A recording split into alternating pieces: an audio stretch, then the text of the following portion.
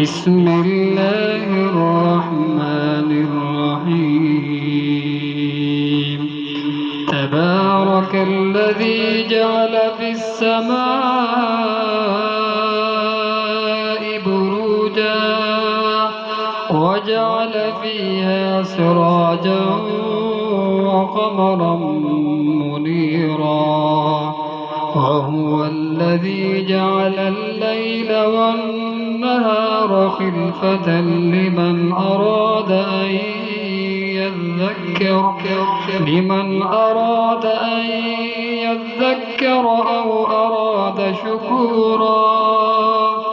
وعباد الرحمن الذين يمشون على الأرض هونا وإذا خاطبهم الجاهلون قالوا سلاما.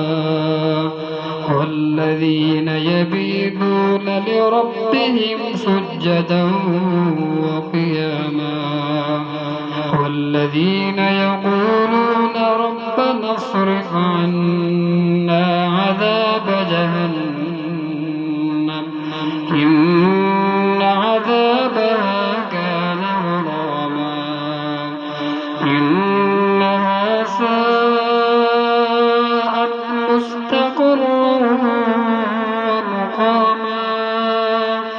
والذين إذا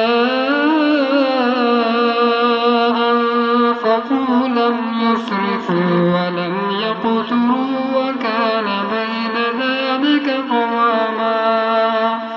والذين لا يدعون مع الله إلها آخر ولا يقتلون النفس الذي حرم الله إلا بالحق ولا يزنون ومن يفعل ذلك يلقى أثاما يضاعف له العذاب يوم القيامة ويخلد فيه مهانا إلا من تاب وآمن وعمل عملا صالحا فأولئك يبدل الله سيئاتهم حسنات وكان الله غفورا رحيما.